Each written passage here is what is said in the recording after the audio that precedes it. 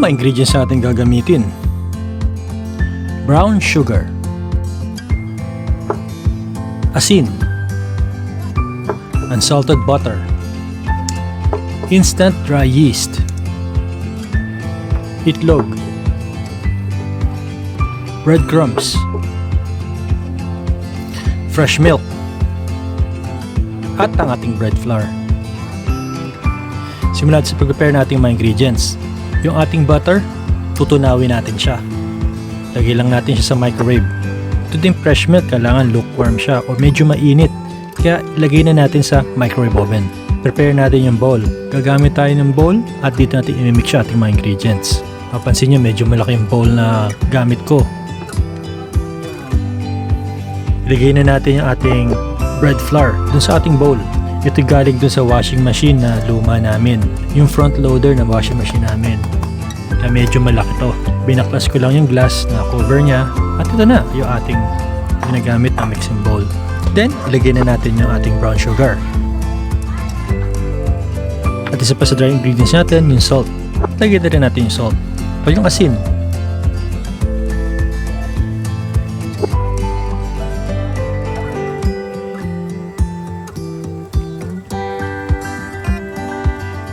Tapos yung ating melted na butter o yung melted na unsalted butter. Tapos yung egg, batihin na natin yung egg bago natin ilagay ito sa bowl. Pagkabati, diretso na natin ito sa bowl.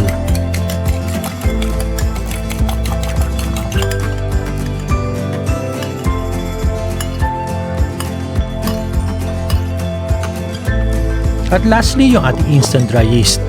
Huli natin siya ilalagay. And mix naman natin gamit yung spatula. Mix lang natin siya hanggang sa maging isang lump na siya o yung magiging dough natin.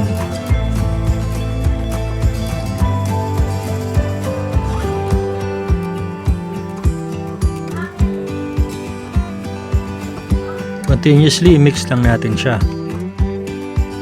Tapos masahin na natin siya. Para yung mga excess na flour pa na natira sa bowl ay masama dun sa ating dough.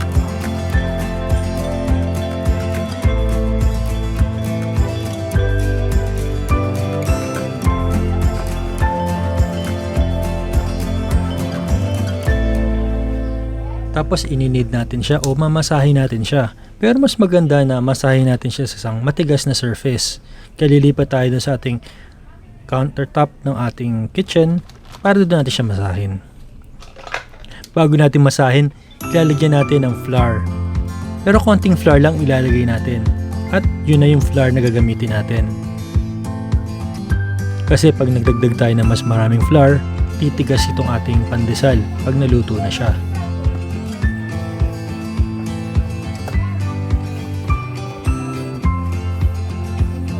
Para lang waging mag-sticky yung ating dough kaya naglagay tayo ng flour. Mamasahin natin to from 5 to 10 minutes. Ito yata namasa ko for about 8 minutes. So after 8 minutes, ganito na itsura niya. Ngayon ilalagay na natin siya sa bowl at i-rest natin itong ating dough na nagawa. Itong ating dough na nagawa.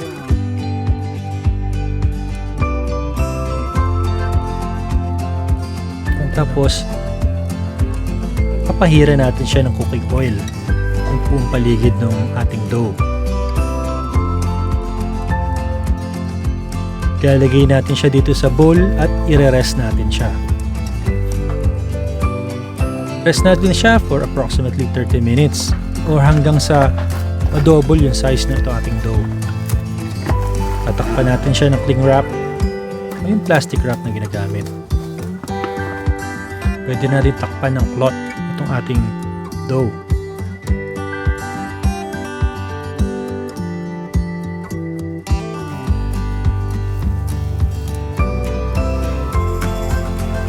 A few moments later. After 30 minutes, ganito na itsura niya. Almost nag-double yung size ng ating dough. Tanggalin na natin yung cling wrap na nilagay natin kanina. Pero huwag natin tatapon kasi gagamitin pa natin siya later.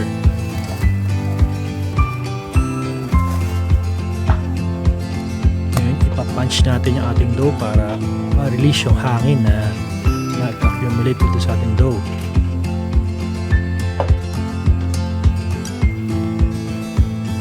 Masahin lang natin ng konti at hatiin natin siya into 2 parts. Gamit yung dough cutter, hatiin natin yung dough. Tabi natin yung isa. Isa naman, mamasahin natin siya into a log.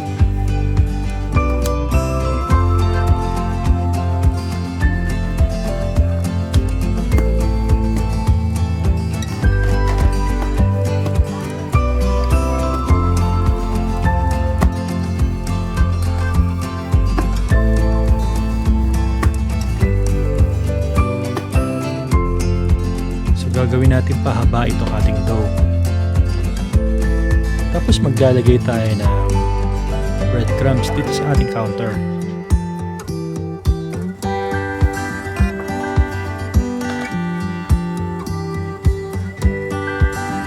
At i-roll na natin itong ating dough dito sa breadcrumbs.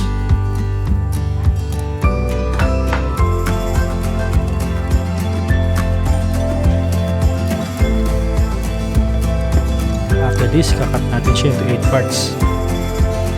So, pwede natin lagyan muna ng pataan kung saan natin siya ikakat bago natin siya putulin. Into 8 parts, cut into 4, cut again sa gitna to make it 8. Dito medyo hindi equal yung laki, pero okay lang yan.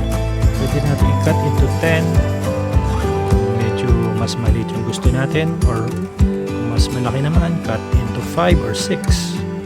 Kasi nyo po yan kung paano nyo gusto kalaki yung pandesal na gagawin. After cutting, bibilugin natin itong ating dough ng pandesal. Lagyan pa natin siya ng konting breadcrumbs. Fold natin hanggang sa bumilog siya. Gawin natin to sa rest ng ating dough ng pandesal.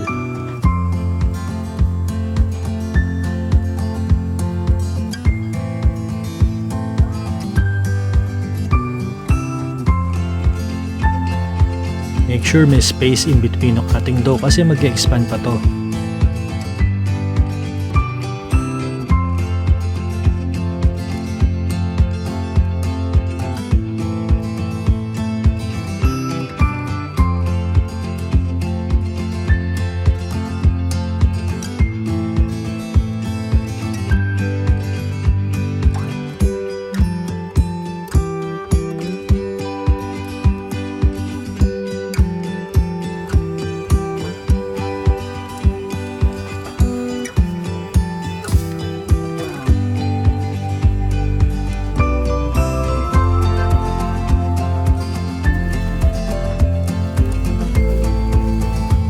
Then, yung ating cling wrap na ginamit kanina, ilalagay naman natin dito sa pan. Hintayin natin mag-rise tong dough hanggang sa madoble siya. So while waiting, ipipreheat na natin yung oven natin. Ipreheat na natin yung oven for 180 degrees for 5 minutes. Wait lang natin na mag-double yung size niya. A few moments later. Yan, halos nag-double na yung size ng ating dough. So, tanggalin natin yung cling wrap at i-bake na natin to. Bake natin to at 180 degrees for 15 minutes. After 15 minutes, ito na itsura niya. Pandesal na. Ready to serve at ready to eat. Para po sa Pinoy Pandesal na ating ginawa, huwag pong kalimutan mag-subscribe sa aking channel. At huwag din kalimutan i-click yung notification bell para updated ka sa latest uploads. Ito na yung ating ginawang Pinoy Pandesal. Sakto sa palaman na butter, peanut butter, liver spread, o kung anumang gusto nyo. Comment lang below kung anong favorite nyo na palaman ng pandesal.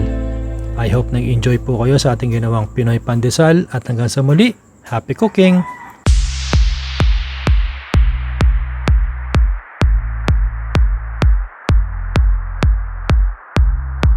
With this feeling I can leave. I'm working and I'm